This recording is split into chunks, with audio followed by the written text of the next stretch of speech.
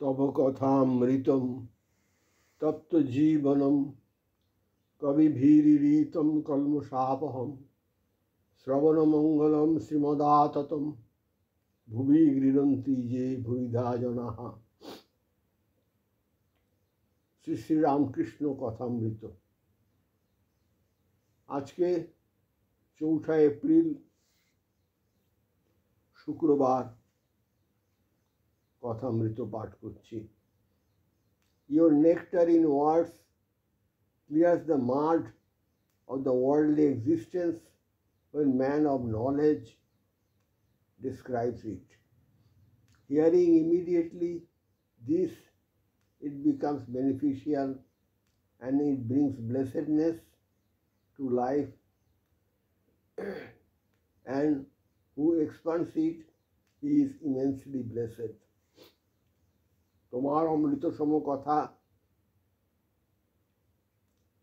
সংসার তাপিত জীবনের ক্লেদ হরণ করে জ্ঞানী যখন তা বর্ণনা করেন, তা শোনা মাত্র মঙ্গলদায়ক এবং তা জীবনে শ্রী আনয়ন করেন, আর যিনি তা বিস্তার করেন তিনি ধন্য।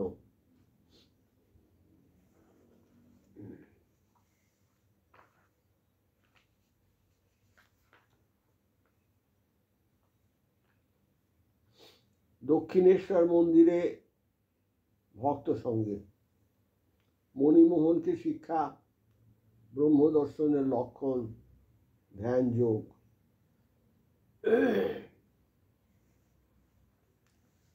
ঠাকুর শ্রীরামকৃষ্ণ ছোট খাটটিতে বসিয়া মশারির ভিতর ধ্যান করিতেছেন। রাত 7টা-8টা হইবে। মাস্টার মেঝেতে বসিয়া আছেন ও তাহার একটি বন্ধু হরিবাবু আজ সোমবার 20শে আগস্ট 1883 খ্রিস্টাব্দ শ্রাবণের কৃষ্ণা দ্বিতীয়া তিথি। আজকাল এখানে হাজরা থাকেন, রাখাল প্রায়ই থাকেন, কখনো অধরের বাড়ি গিয়া থাকেন। নরেন্দ্র, ভবনাথ, অধর, বলরাম, রাম, মনমোহন মাস্টার প্রভৃতি প্রায় প্রতি সপ্তাহে আসিয়া থাকেন। হৃদয় ঠাকুরের অনেক সেবা করিয়াছিলেন। দেশে তাহার অসুখ শুনিয়া ঠাকুর বড়ই চিন্তিত, তাই একজন ভক্ত শ্রীযুক্ত রাম চাটুর্যের হাতে আজ 10টি টাকা দিয়াছেন হৃদয়কে পাঠাইতে। দিবার সময় ঠাকুর সেখানে উপস্থিত ছিলেন না। ভক্তটি একটি চুমকি ঘটি আনিয়াছেন। ঠাকুর বলিয়া দিয়াছিলেন এখানকার জন্য একটি চুমকি ঘটি আনবে, ভক্তেরা জল খাবে। ভক্ত মানে শ্রীম মাস্টার মশাইয়ের কথা বলা হচ্ছে।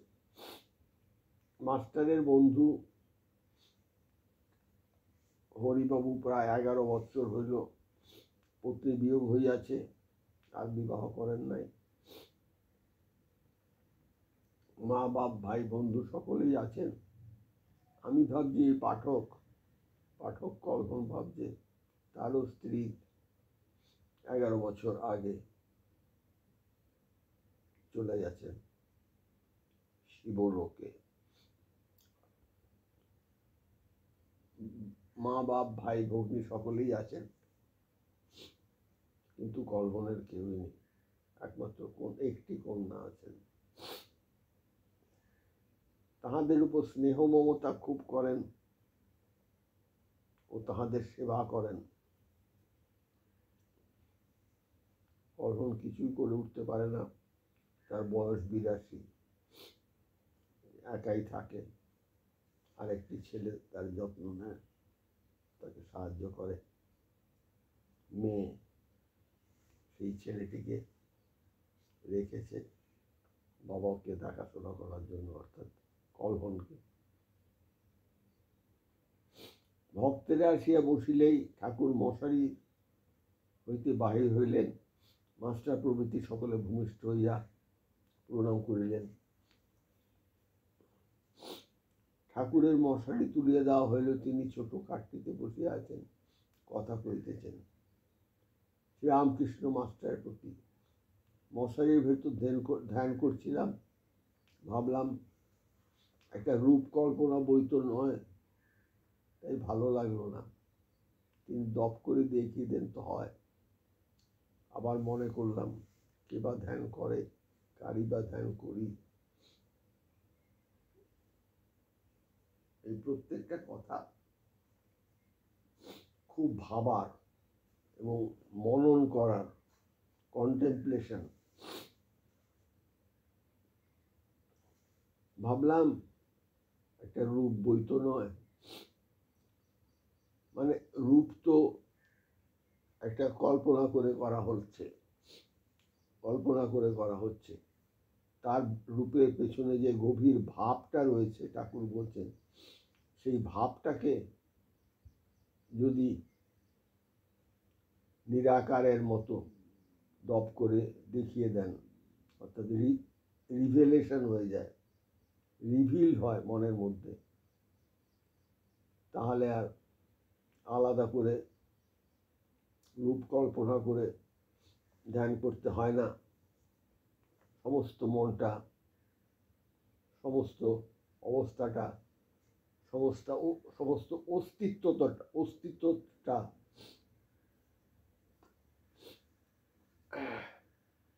একেবারে জুড়ে একটা ভাবে ভরে ওঠে, তাহলে বেশ হয়। তিনি সবার কথাই বলছেন। যারা চেষ্টা করছেন ঈশ্বরকে বুঝবার, অর্থাৎ শুদ্ধ চৈতন্যকে উপলব্ধি করবার, তাদের সবাইকেই বলছেন শুদ্ধ চৈতন্যকে, ঈশ্বরকে উপলব্ধি, তাদের সবাইকেই বলছেন। আবার বলছেন, মনে করলাম, কে বা ধ্যান করে, কারি বা ধ্যান করি। অর্থাৎ কিনা যিনি ধ্যান করছেন তিনিই তো এই সত্য, তিনিই তো সেই অস্তিত্ব, তিনিই তো নিজেই শুদ্ধ চৈতন্য, তিনি তো মিলেমিশে আন্ডিল হয়ে আছেন। তাহলে ধ্যানই বা কার? যিনি ধ্যান করছেন, ধ্যেয় সব, যাকে ধ্যান করছেন, যা ধ্যান করছেন, সবই তো তার অস্তিত্ব, তার ভেতরই রয়েছে শুদ্ধ চৈতন্য। শুদ্ধ চৈতন্যকে আর কি ধ্যান করবে, এই আন্দাজটা দিচ্ছেন ঠাকুর। মাস্টার আজ্ঞা, হ্যাঁ, আপনি বলেছেন যে তিনি জীব জগৎ এইসব হয়েছেন, যে ধ্যান করছে সেও তিনি। মাস্টারমশাই মন্তব্য করছেন ঠাকুরের কাছে যে সবই তো তিনি হয়েছেন, সবই তিনি, জীবও তিনি, জগৎও তিনি। অর্থাৎ চোখ তাকিয়ে যা দেখছি সবই তিনি। যে ধ্যান করছেন তিনিও তিনি। তাহলে কার ধ্যান কে করে? শ্রীরামকৃষ্ণ। আর তিনি না করালে তো আর হবে না, তিনি ধ্যান করালে তবেই ধ্যান হবে। তুমি কি বলো? ধ্যানের কথা চলছে, বড় চমৎকার আলোচনা চলছে ঠাকুরের সাথে। তিনি করালে তো হবে।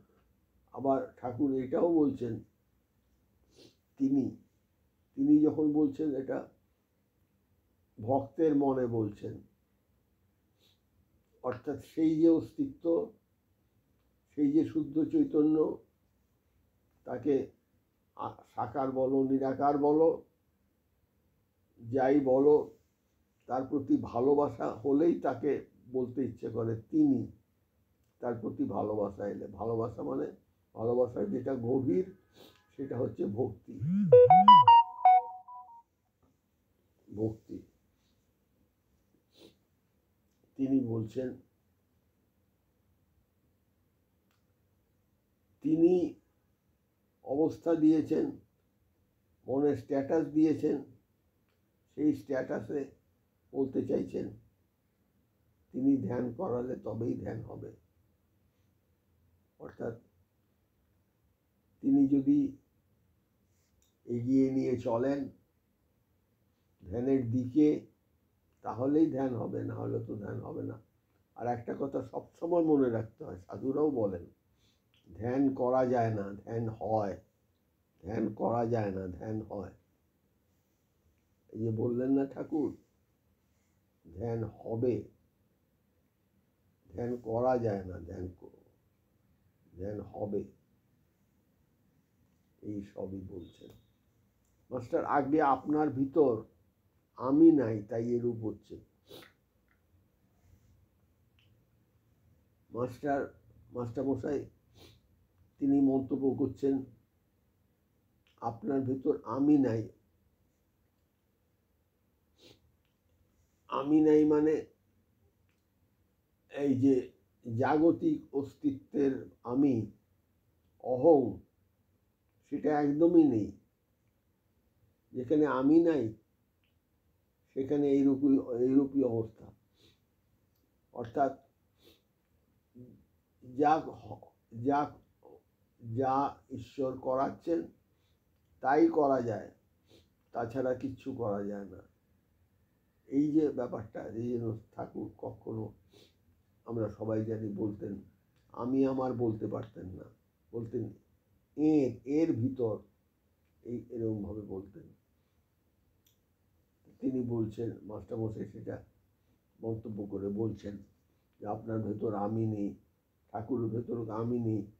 অর্থাৎ কিনা যেগুলো জাগতিক অস্তিত্ব হিসাবে নির্দেশ করি আমরা, অমুক বাবু তমুক বাবু, এসব কিছু নেই ঠাকুরের ভিতর। শুদ্ধ অস্তিত্ব মাত্র, অস্থি অস্থি অস্থি, নাম নেই, রূপ নেই, কিছু নেই, অস্থি অস্থি, আছি আছে আছে আছে। শ্রীরামকৃষ্ণ আবার এবার ভক্ত আমি কথা বলছেন, শ্রীরামকৃষ্ণ কিন্তু আমি দাস সেবক এইটুকু থাকা ভালো। এবার ভক্ত শ্রীরামকৃষ্ণ কেন বলছেন, বলছেন ঠাকুর তো ঈশ্বর, তার কথা আলাদা, তার যে কোনো স্ট্যাটাসই ঈশ্বরত্ব।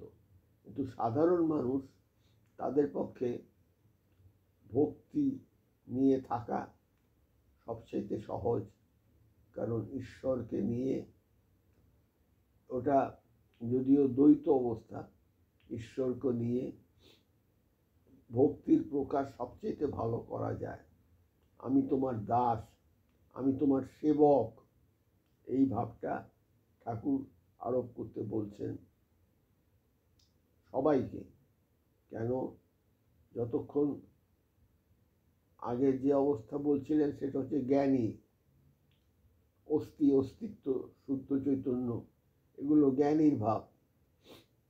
সবাই জ্ঞানী হতে পারে না, মানে জ্ঞানী হতে পারে কিন্তু সময় লাগবে, সহজও নয়, কঠিন। সেই জন্য কিছুকে ধরে এগোতে হবে। কিছুকে ধরে এগোতে হলে তখন দাস আমি, সেবক আমি, এইটুকু ভালো। যেখানে আমি সব কাজ করছি বোধ, যেখানে আমি সব কাজ করছি বোধ, সেখানে আমি দাস, তুমি প্রভু, এটা দ্বৈত ভাব। এ ভাব খুব ভালো, সবই করা যাচ্ছে, সেব্য সেবক ভাবে থাকাই ভালো। ঠাকুর সবার জন্য প্রেসক্রিপশন দিচ্ছেন, এই সেব্য অর্থাৎ দ্বৈত। মণিমোহন পরব্রহ্ম কি তাই সর্বদা চিন্তা করেন, কিন্তু মণিমোহন মানে মাস্টারমশাই সবসময় চিন্তা করেন, কারণ কিন্তু তার নিরাকার ভালো লাগে, তার নিরাকার ভালো লাগে। তিনি সাকারের থেকে নিরাকারের দিকে টান, সেই জন্য পরব্রহ্ম সব ঠাকুর তাহাকে লক্ষ্য করিয়া আবার বহিতেছেন। শ্রীরামকৃষ্ণ ব্রহ্ম আকাশবৎ, তার জন্যই বলছেন, হ্যাঁ ব্রহ্ম আকাশবৎ, অর্থাৎ তার কোনো লিমিট নেই, আনলিমিটেড, কোনো ভেবে শেষ করা যাবে না। আকাশকে ভেবে শেষ করা যায় না। ঊর্ধ্ব অধ, পূর্ব পশ্চিম উত্তর দক্ষিণ, 10 দিক, কিছু দিয়েই তাকে বাঁধা যায় না। আকাশকে কিছু দিয়ে যাকে বাঁধা যায় না, টোটাল নিরাকার, যার কোনো গুণ নেই, যার কোনো আকার নেই, তিনি হচ্ছেন ব্রহ্ম, যাকে ডিফাইন করা যায় না। অবাং মনস গোচরম, তিনি বাক্য মনের অতীত। কোনো বাক্য দিলেই তাকে সীমিত করে ফেলা হয়। সেই জন্য বলছেন ঠাকুর, ওই মণিমোহনের জন্য বলছেন ব্রহ্ম আকাশবৎ। এটা জ্ঞানীর জগৎ। ব্রহ্মের ভিতর বিকার নেই, মানে কোনো চেঞ্জ হয় না, কোনো চেঞ্জ হয় না। যেমন অগ্নি, কোনো রঙই নাই, তবে শক্তিতে তিনি নানা হয়েছেন। অগ্নি যখন জ্বলছে, একদম উত্তপ্ত অগ্নি, আমরা যে রং দেখতে পাই সেটা হচ্ছে তার মধ্যে যে কৃত্রিমতা, এই কোনো একটা পদার্থ ঢুকে গেছে, তার জন্য রংটা বেরোচ্ছে। আসলে অগ্নির কোনো রং নেই। বুনসেন বার্নারে আমরা যখন ল্যাবরেটরিতে পরীক্ষা নিরীক্ষা করি, যখন সবচেয়ে উত্তপ্ত যে শিখাটা, যেটা একটা বলা দাঁড়িয়ে যায় একটু নীলচে মতো, সেই নীলচেটাও থাকে না, এই হচ্ছে অগ্নি। তার কোনো রঙই নেই। রং কখন, এই কোনো একটা কিছু পদার্থ তার মধ্যে পড়লো তখন রং দেখায়। তবে শক্তিতে তিনি নানা হয়েছেন। শক্তি, সত্য রজতম, এই 3 গুণ শক্তিরই গুণ।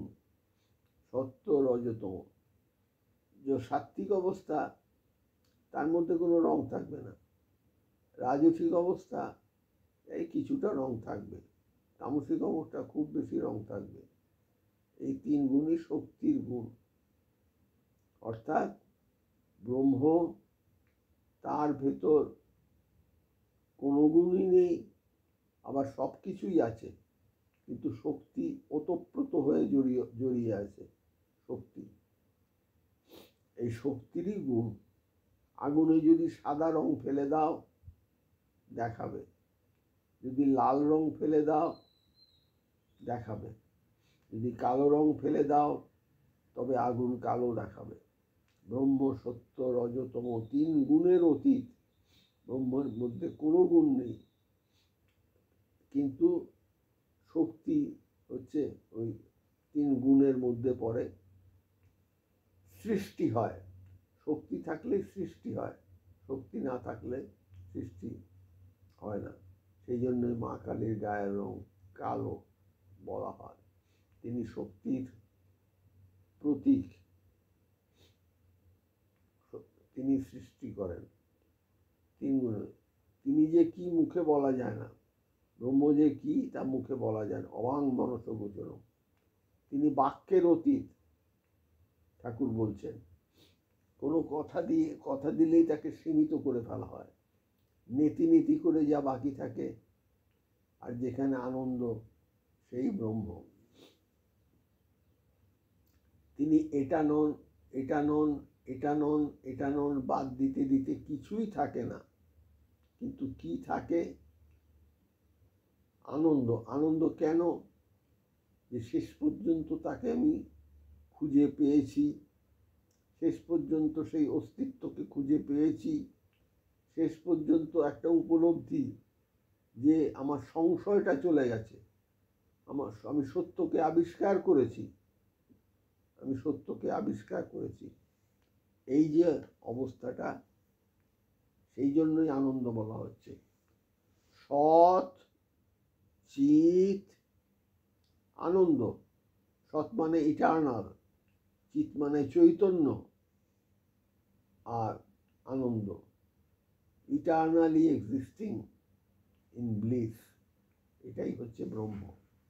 ওম স্থাপকায় চ ধর্মস্য সর্বধর্মস্বরূপিণে অবতার বরিষ্ঠায় রামকৃষ্ণায় তে নমো। যথাগ্নে দায়িকা শক্তি রামকৃষ্ণ স্থিতা হিয়া সর্ববিদ্যাস্বরূপাং তাং শারদাং প্রণমাম্যহম। নমো শ্রী জ্যোতিরাজায় বিবেকানন্দ সুরয়ে সচ্চিৎ সুখ স্বরূপায় স্বামিনে আপোহারিলে। ওম শ্রী রামকৃষ্ণার্পণমস্তু।